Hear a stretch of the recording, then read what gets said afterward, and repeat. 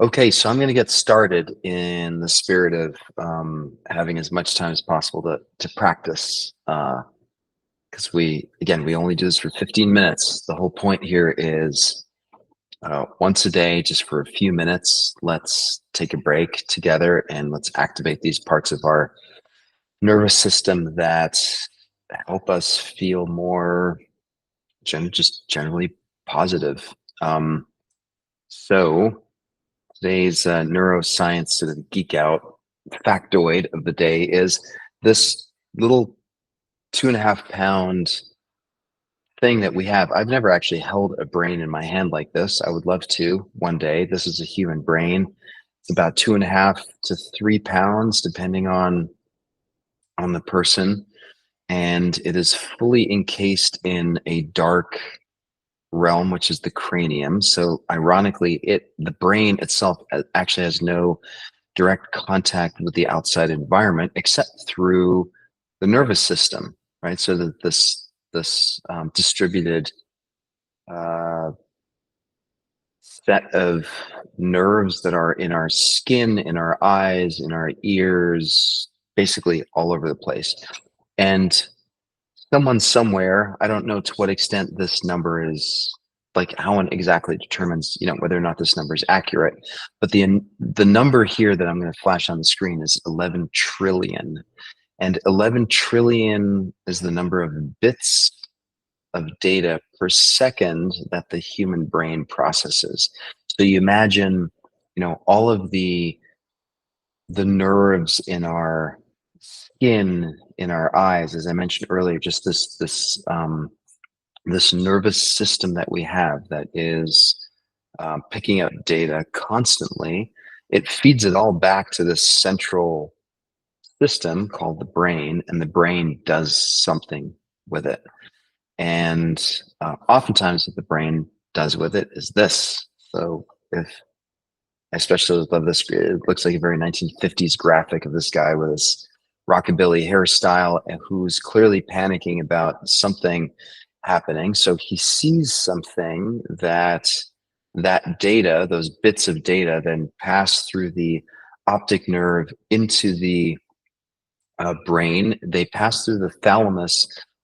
One, of course, radically oversimplified way of thinking of the thalamus is that this is like the gatekeeper or a filter for certain sensory inputs that come into the brain. So these 11 trillion bits of data at some point or another touch the thalamus, and based on past experiences, the thalamus decides, okay, what do I do with this stuff? Like, where do I send it so that the rest of the organism can react or respond?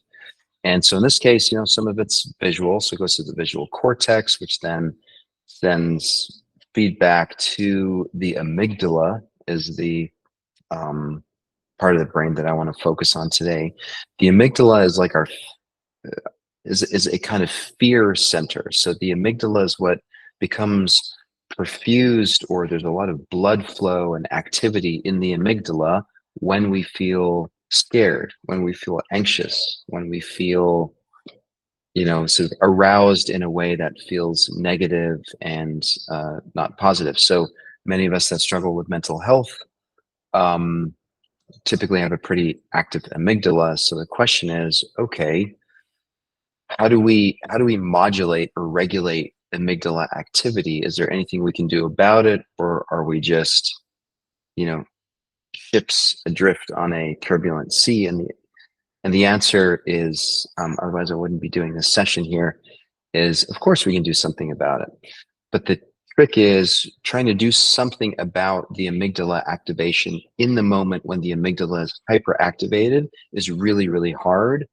So the answer is to do certain things that we do here every day to consistently train our prefrontal cortex and other parts of our brains connection to the amygdala to be able to say, hey, this is how we down regulate the amygdala's activity, so that when push comes to shove, we have some capacity and some resources to actually respond rather than just be in a completely reactive mode. So I love this quote here by my one of my heroes, Andrew Huberman. Deliberate breath makes the mind visible, which is actually a really profound statement. So today we're going to practice breathing. And the idea is to use breath as a way to not only down regulate the nervous system, but also, make the mind visible. That's actually, it's a really significant statement to make. So as we downregulate our nervous system, we're able to see more clearly what the mind is thinking and what it wants to react to and what it wants to, all the narratives and all the stories that are going on. And we can actually see it more clearly. And if we can see things more clearly, then we can actually do something about it. So that's what I'm hoping to practice today. So we're going to do two different types of breathing. We've done these all before.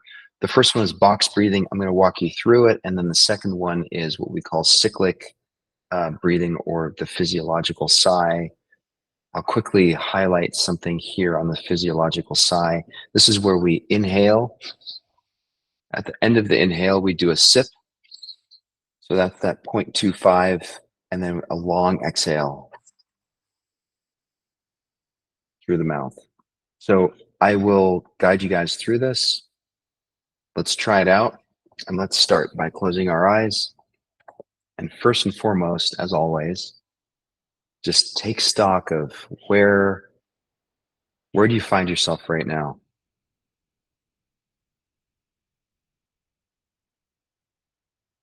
We're sitting,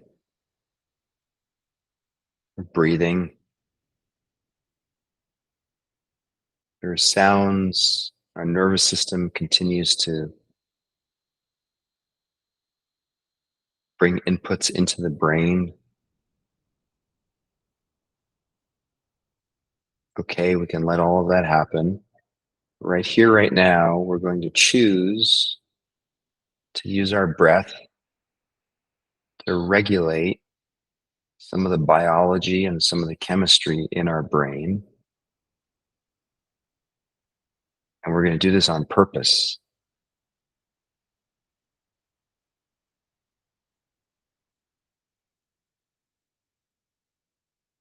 We're going to start with some box breathing, which is literally what it sounds like. I want you to imagine yourself inhaling for a certain count. Then we're going to hold our breath for a count that I will count out for you. Then we're going to exhale at a certain count. We're going to hold the exhale. We're just going to do that for a few cycles and see how that impacts our state of mind, our sense of space and time in this moment. So let's start by inhaling through the nose to a count of 4. So inhale, 2, 3, 4, and hold it. 2, 3, 4. Exhale slowly. 3, 4, and then hold the exhale. 2, 3, 4. I'm going to slow it down. So inhale slowly. 2, 3, 4. Hold it. 2, 3, 4. And exhale. 2, 3, 4. And hold the exhale. 2, 3, 4. So now even slower. So inhale slowly. 2, 3, 4. Hold it. 2, 3, 4. Slow exhale. 2, 3, and hold the exhale. 2, 3, 4. So even slower now. So inhale. 2, 3, 4. Hold this inhale. 2, 3, 4. Slow exhale through the nose. 2, 3, 4. And hold the exhale. 2, 3, 4. And now just allow your body to breathe on its own. So don't direct your breath. Just notice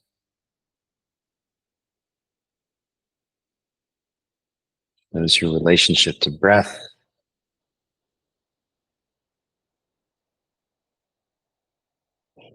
And notice if there's any difference in how your body or your mind feels in this moment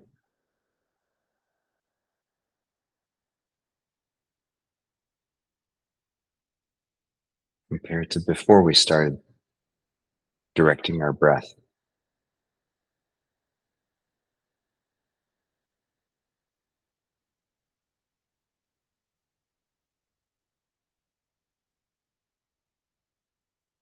Now we're going to add in the what's called a physiological sigh. So again, long in breath with a sip at the end, followed by a long out breath. So here we go. So breathe in and sip. Long out breath through the mouth.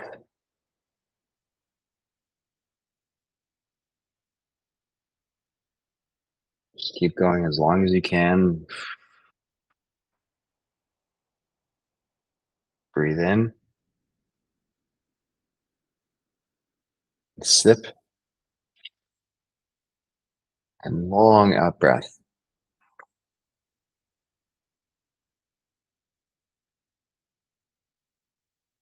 Pushing out as much air as you can out of your lungs until you can't. And slow in breath. And then sip. Long out breath through the mouth.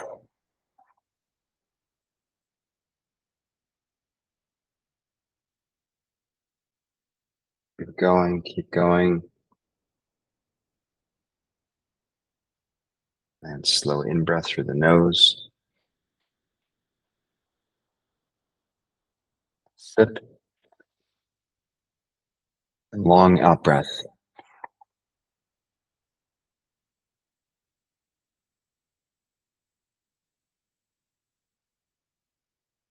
Do one more, do the longest one yet. So really slow in breath. Sip. And long out breath through the mouth.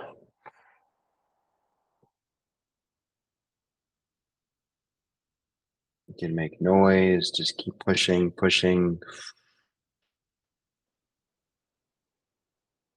And then let your breath return to normal, meaning allow your body to breathe on its own.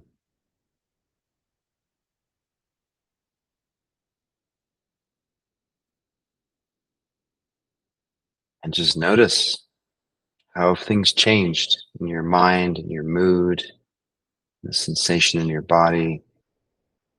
All we've done is about 9 minutes of different breathing exercises.